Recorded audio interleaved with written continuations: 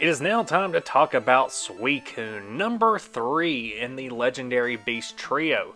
We're going to be looking at each mainline TCG printing that Suicune has had and discuss its competitive viability, its aesthetic merits, and anything else that pops up. So let's go ahead and jump right in with the very first Suicune printing in Neo Revelation. As you may have guessed, this one did premiere in the Premium Neo File 3. Along the other two Legendary Beasts, they have the connecting artwork. It has the same Legendary Body Pokemon power that the other two beasts have, which states that as long as Suicune is in the active position, it can't be affected by any type of trainer card your opponent has except for stadiums, and that also applies to any energy cards attached to Suicune.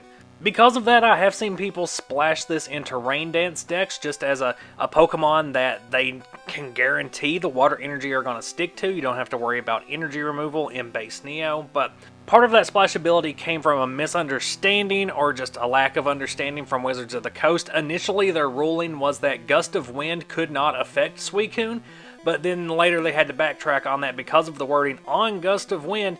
It targets your opponent's benched Pokemon, not their active. And that won't be the last time we talk about Wizards fubbing up a ruling with Suicune today. For 3 Water Energy, Crystal Wave is going to be dealing 30 base damage. You flip a coin. If heads, that damage gets bumped up to 40, and if tails, you get to gust out one of your opponent's benched Pokemon. That's fairly decent for a basic Pokemon, especially in Rain Dance, but if you're playing base Neo, there are way better options than a 60 HP Suicune, even with the free retreat. Revelation also had the Holofoil Suicune with the Crystal Body Pokemon power, which is pretty darn nifty. It prevents all effects of your opponent's attacks other than damage done to Suicune. So through attacks, they can't smoke screen you, they can't add a special condition, they can't do anything that isn't damage targeted at Suicune. That's where the other Wizards of the Coast fumble came in. Early rulings stated that this would actually shut down Cleffa's iconic Eek attack, which would have absolutely skyrocketed this card to the forefront of the metagame. Yes, Eek was an effect of an attack that was not damage related, however it didn't target Suicune, it targeted the player's hand. And later on, Wizards of the Coast did correct that ruling, but that's a ruling that should have been apparent from the wording on day 1, and so any pause between the release of this Suicune and the actual ruling was too long. Again, we see 3 Water Energy dealing 30 damage. This time you're flipping 2 coins. If both are heads, the defending Pokemon is now paralyzed. If 1 is heads, the defending Pokemon is now asleep. And if 0 is heads, then you're just dealing 30 for 3. It's a decent attack to pair up with a pretty usable Pokemon power. And this Suicune does have a little bit more HP than the non-holo version, so even though it's more usable than that initial one we looked at, it's still not super great. Phenomenal artwork though, I've said it before, but all 3 of these Legendary Beast cards from Revelation look amazing, especially in person. The scan doesn't do it justice. Next up is Rocket Suicune from the VS, the Vending Series. Again, finishing off a Beast trilogy of cards. They make a really nice, interesting set together if you can get all 3 just for a collection piece. I've never seen these in person, but I'm guessing these have a similar effect as a lot of the other Legendary Beast cards, and that holofoil really pops under the right lighting. How is it usability-wise? Well, about the same as all other VS cards in that it has an interesting attack that's not super viable. 1 water and 2 colorless is certainly more reasonable than energy costs we've looked at before on Suicune cards already. 40 damage, yeah, that's higher than 30 base damage, but this time the added effect is you flip a coin, and if tails, you shuffle Rocket Suicune and all energy cards attached to it into your deck. I could see situations where this is kind of useful if you're just using it as a more complicated version of that Fossil Tentacle, where you just let it sponge some damage, and then you hit 40 and hope that it is getting removed from play and going straight back to your deck, just as a way to deal some damage and stall at the same time. There are definitely other cards that accomplish the same thing in less tricky ways, but I don't know, maybe you're just wanting to run a weird version of some sponge Rain Dance? I don't know. Let me know down in the comments what you would do with this card. Aquapolis Suicune is a card that I've been playing recently, and it's part of a really fun build that I have on the channel, so go check that out. Like the other two E-card legendary beasts, it has a Pokebody that makes it harder to attach its corresponding energy from your hand onto Suicune. Luckily, it only prevents this for water energy and only prevents attachments from the hand, so energy types of all colors are available to attach to Suicune as long as it's not from your hand. And the easiest way to do that is to run it in a deck that doesn't even include water energy. Electabuzz makes an amazing partner for any of these pure-bodied cards because it can pull energy cards straight from the deck and then slap them right over to a benched Suicune. So you just build up some lightning energy on there, and when it's time to attack, you move it into the active position and use Lantern's ion coating to transform all of those lightning energy into water energy. Seems like an overly complicated workaround for Suicune's Pokebody, but it's actually a pretty nice gameplay loop that's fairly easy to set up. Is the attack worth the trouble? Well, yeah, most of the time it's going to deal 30 base damage for 3 energy, and then you flip a coin. If heads, the damage is bumped up to 50, and if you flip tails, then the defending Pokemon is asleep. Either way, you're getting a good added effect. I would say most of the time you are rooting to deal 50 damage. In the E-card limited format, water types were a pretty solid choice to go with because they could hit fire types for weakness, and there were a lot of fire types in E-card, and you don't really have to worry about getting hit for weakness because there's not really a single big electric archetype. There's definitely some second tier and third tier lightning decks in E-card, but generally you're pretty safe. You could also find this card as a super sparkly jumbo box topper card, or with alternate artwork, as the Suicune was reprinted as a Black Star promo with a little stamp there in the corner promoting Pokemon Forever. If you plan on deck building using this Suicune, I did find whenever I was buying the cards that the Black Star promo was a couple bucks cheaper than the Aquapolis version, so something to keep in mind. And now here's the part of the history video where I tell you that early on in the EX era, EXs weren't overpowered yet, and so they didn't see a ton of play. Regardless, let's still take a look at this Suicune EX from EX Team Magma versus Team Aqua. It's an EX, so it's given up 2 prizes, 100 HP and a retreat cost of 2 is pretty hefty on a Suicune card. For 1 water energy, Energy Flip is going to snipe a Pokemon for 10 damage, and if you want, you can move an energy off of that Pokemon onto another one of your opponent's Pokemon. Clearly worth more for the disruption than the damage it's doing, which you can make up for a little later in the game if you can pull off a reverse stream, which does 50 base damage for 2 water and a colorless. And if you want to, you can return all basic energy cards attached to Suicune EX back to your hand and deal an extra 10 damage for each basic energy returned that way. And there's really no upward limit on this attack. You can keep playing water energy on here and deal 90 or 100 damage if you really want to. And yes, all of those energy get sent back to your hand, but within format, you do have the option to pair it with Energy Rain Blastoise EX, which would allow you to play those water energy right back onto Suicune EX at the cost of 1 damage counter per energy placed. That is, if you can rip Blastoise EX away from its Lugia and Steelix buddies. Which is another reminder that it's not that Suicune EX is bad, it's that there were just a lot of other better EXs to play later on. Another Suicune EX came to us from EX Team Rocket Returns. This time it is a Dark-type Suicune, and as long as it has a Darkness energy attached to it, it cannot be affected by special conditions. For 1 colorless, Icy Wind is going to deal 10 damage, and the defending Pokemon is now asleep, a pretty good early game stall tactic. And then for 2 water and a colorless, you can deal 50 base damage with Hyper Splash. If the defending Pokemon is a stage 2, it's going to deal 90 damage instead. And I will say in this format, there were quite a few stage 2 Pokemon running around. But because it is very situational, you're not going to be running Suicune just in the hopes you're going to run up against a Tyranitar or a Nidoqueen. So then on to the next Suicune, which came out as a promo card in Pop Series 2. This is one of those that has the weird, wonky, connecting artwork with the Tauros and other 2 legendary beasts.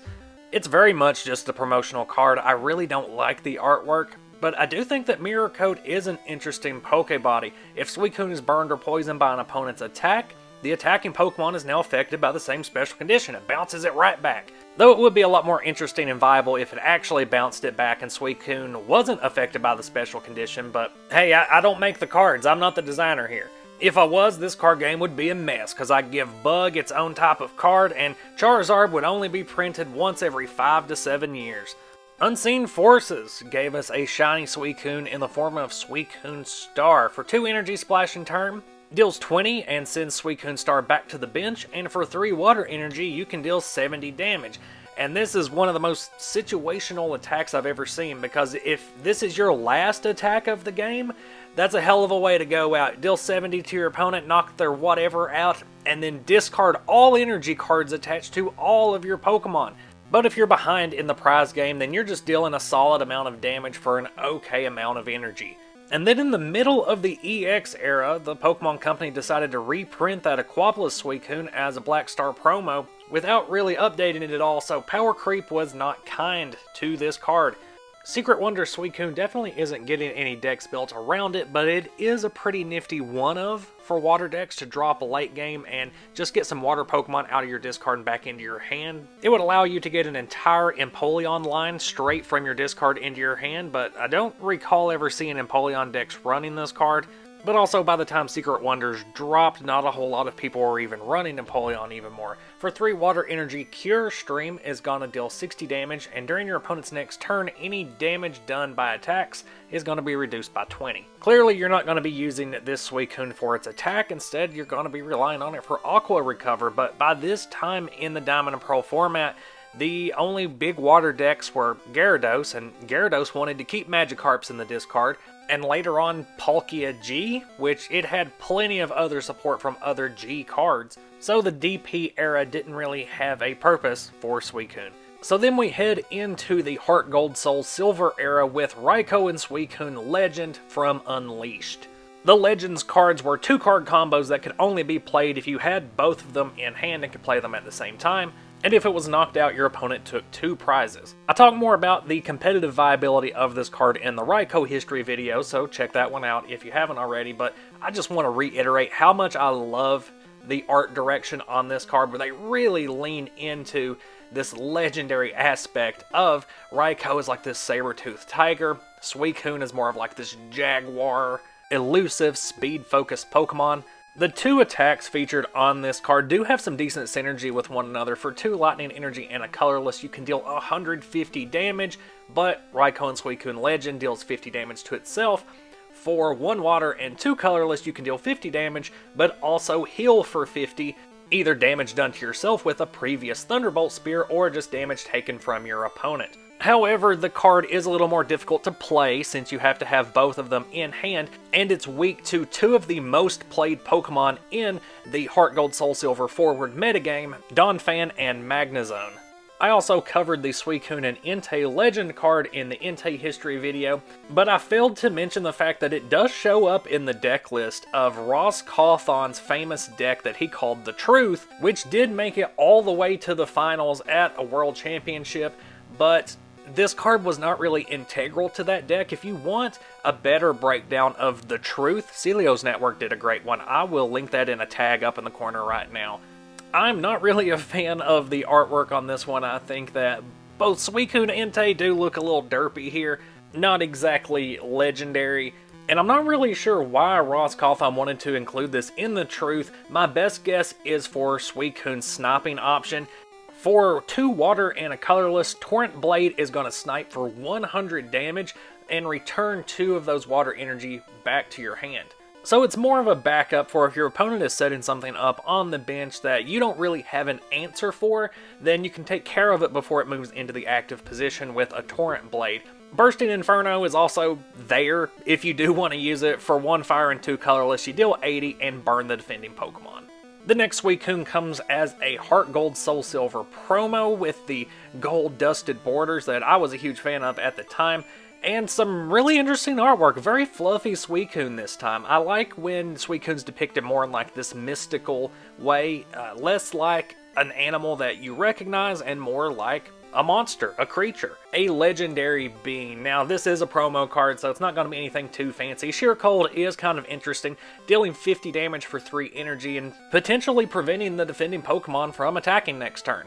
Call of Legends Suicune is underwhelming in the same kind of way. You get a pretty okay spread damage attack with Tsunami, but it costs 3 energy. Every time you attach a water energy, it's going to reduce your retreat cost by 1. Nothing super playable here outside of limited formats like Draft. Plasma Blast Suicune is a card that saw some play. Its Safeguard ability prevents all effects of attacks, including damage, done to Suicune by Pokemon EX. At the end of the Black and White era, there were decks that were just pure Pokemon EX.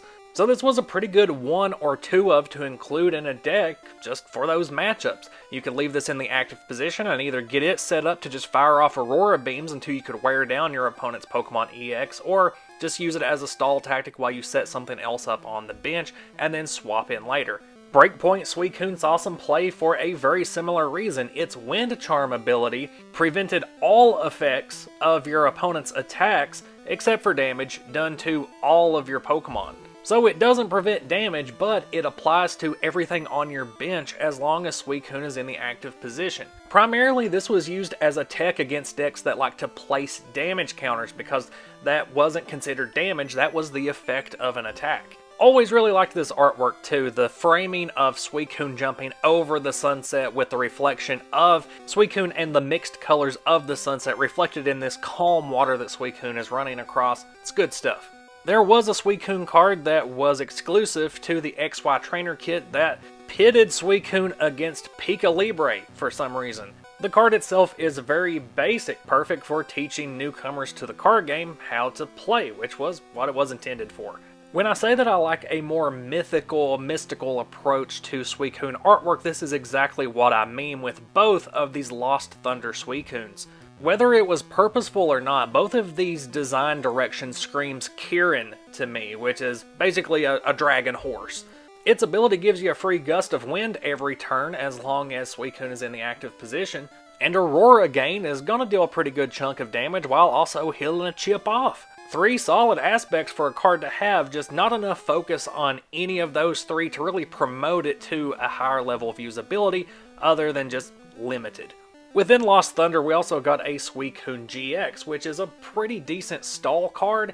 I can't really think of any other reason you would use it. Its ability, Phantom Winds, gives you the option to shuffle Suicune GX and all cards attached to it into your deck from your bench, which could be useful after accruing a whole bunch of damage, firing off a Brinicles GX to deal 150, and play Suicune on your bench so that your next turn you can shuffle it right into the deck and avoid giving your opponent 2 prizes. And while recording this audio, I did have to pause and go look up what a Brinicle was. It's a brine icicle. Big ol' underwater icicle. It's pretty interesting actually.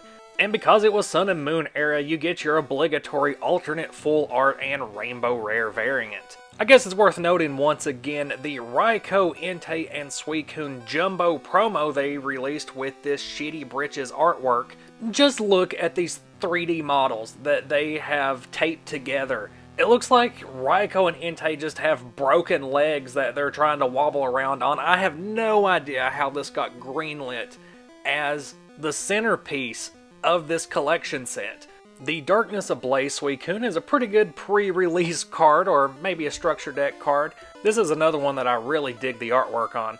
It was reprinted in Shining Fates with its shiny artwork, making it a little more sought after.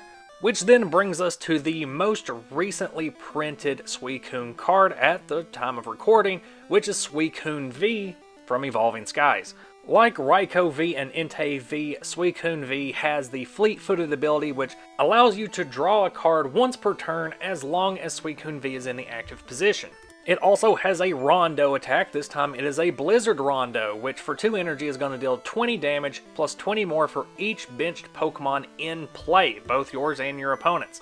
The Sword and Shield metagame loves to have a full bench of abilities and different utility Pokemon, so you do see these Rondo attacks splashed into different decks. Suicune V in particular, I've seen show up in Palkia decks just as an alternative attacker. I suspect that anytime we see a resurgence in any deck archetype that is weak to water, that Suicune V is going to see a lot more play then, but as for now it's a little more subdued as compared to its counterpart Raikou.